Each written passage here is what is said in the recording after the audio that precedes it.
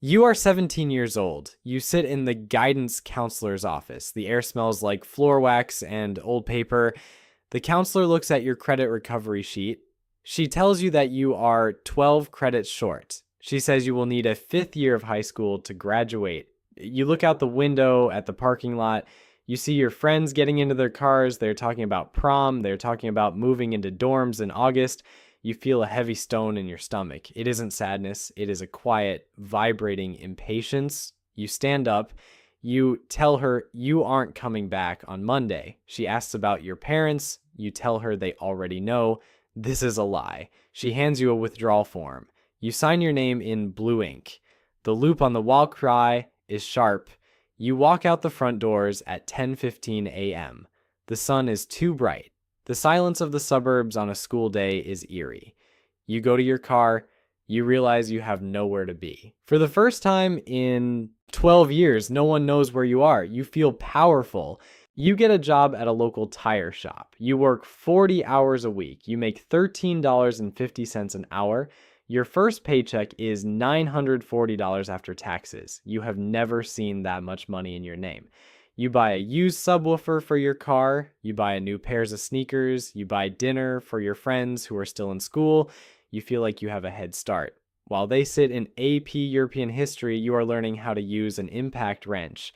While they worry about the SAT, you are learning the difference between a lateral pull and a radial drift. You have grease under your fingernails. It doesn't come out with soap.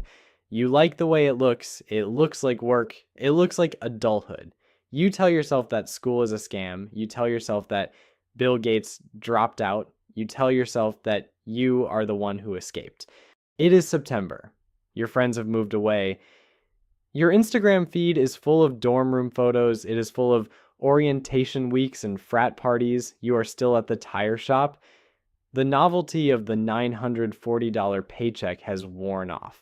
Rent is $700. Insurance is $120. Gas is $150. The math does not work. You realize you are $10 short for your phone bill. You stay home on a Friday night. You watch your friends through your phone screen. They look different. They talk about pre-med and philosophy 101.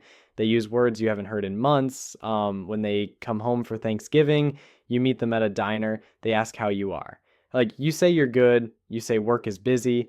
They talk about their professors. They talk about the girls in their dorm. You have nothing to contribute. You talk about the 2018 Honda Civic you worked on Tuesday. The conversation dies. You realize you are speaking different languages. They are moving toward a future. You are maintaining a present. You go home and look at the GED study guide you bought 3 months ago. It is covered in dust. You are too tired to read. Your back hurts from the lift. You go to sleep. You are 21. You want to be the shop manager. The owner likes you.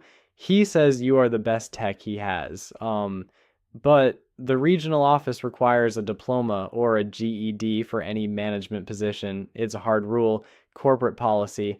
They hire a 22-year-old with a business degree instead. He doesn't know how to change a tire. He wears a clean polo shirt. He makes $20,000 more than you do. He tells you to pick up the pace on the afternoon rotation. You feel a hot, stinging rage in your throat. You quit. You think you can find something better.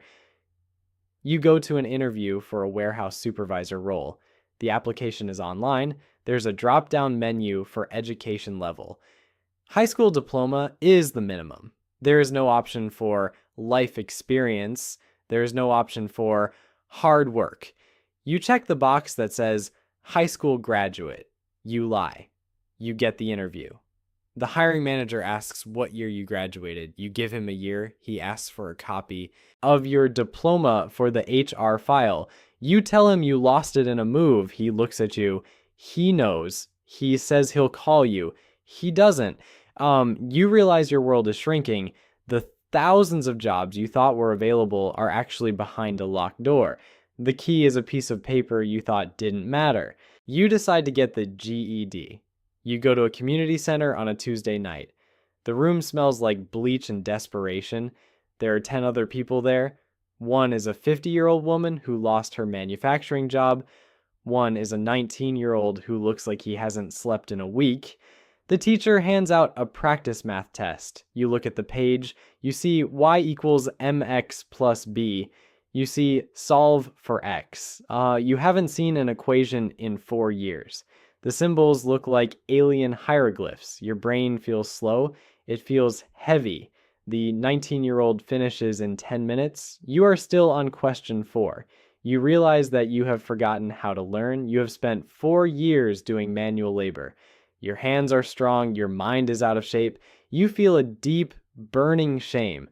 You don't go back for the second session. You tell yourself you'll study at home. You never open the book. You are 25. You work in construction now. It pays better than the tire shop. You make $22 an hour doing drywall. The work is brutal. The white dust gets into your lungs. It gets into your pores. You cough up gray phlegm every morning. Your knees click when you walk upstairs. You work with men who are 40. They look 60. They have missing teeth. They have scars from accidents that shouldn't have happened. They drink beer in the parking lot at 7 a.m. They tell you to get out while you can.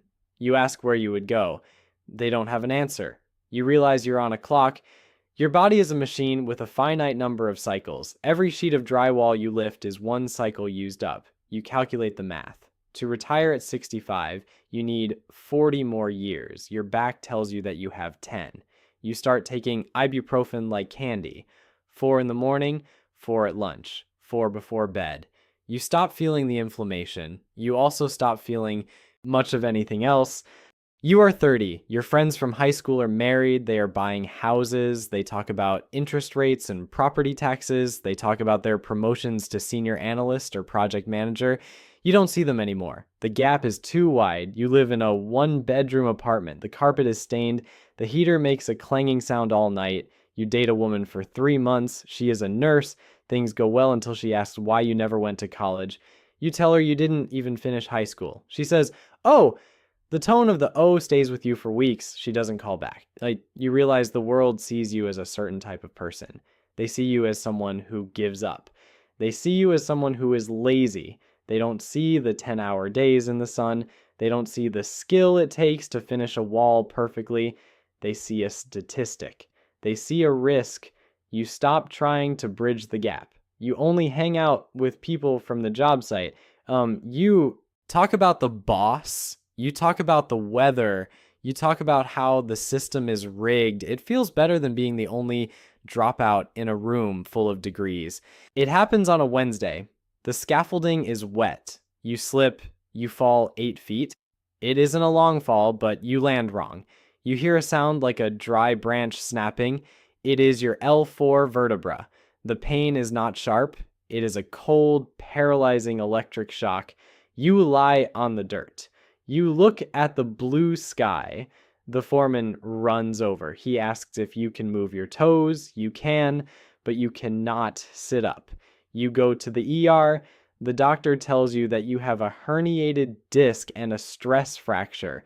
He tells you that you cannot lift anything over 10 pounds for 6 months. He says you should consider a desk job. You want to laugh. You want to scream. A desk job. With what resume? With what skills? You have spent 13 years building a body for work. Now the body is broken. The machine has run out of cycles. The workers' comp checks are small. They cover rent, but they don't cover the car payment. They don't cover the physical therapy. You start taking the pills the doctor gave you, oxycodone. When you take them, the pain goes away. When you take them, the shame goes away. When you take them, you don't care that you're 31 and broke. You feel like you're 17 again, walking out of the school doors. You feel powerful. But the pills are hard to get. The doctor stops the prescription after 8 weeks. He says, "You're healed." You aren't healed. Your back still aches with a dull, throbbing persistence. You find a guy who knows a guy. Now, you are spending $40 a pill. You sell your subwoofers, you sell your tools, you sell the sneakers you bought when you were 19. You realize you are a cliche. The dropout who got hurt and got hooked. You hate yourself for it. But the hate is quieter when you're high. You are 40. You are working as a night janitor at a local high school. The irony is not lost on you. You mop the same floors you used to walk on. You empty the trash cans in the guidance counselor's office. Like, the air still smells like floor wax and old paper. You see the posters on the wall. Your future starts here. Is up. Reach for the stars. As you look at the credit recovery sheets on the desk, you see a name, a kid who is 12 credits short. You want to find him. You want to grab him by the shoulders. You want to show him your back. You want to show him your empty bank account. You want to tell him that the world does not forgive. The world does not care why you left. The world only cares that you aren't on the list, but you don't. You are just the man with the mop. You are invisible to these kids. You are the background noise. You finish the office. You turn off the light. You walk out the front doors at 4:30 a.m. The sun isn't up yet. The air is cold. You go to your car. You sit in the silence. You realize you aren't 17 anymore. There's nowhere left to go. This is not the honeymoon. This is the end of the road. You start the engine. You drive home. You do it all again tomorrow.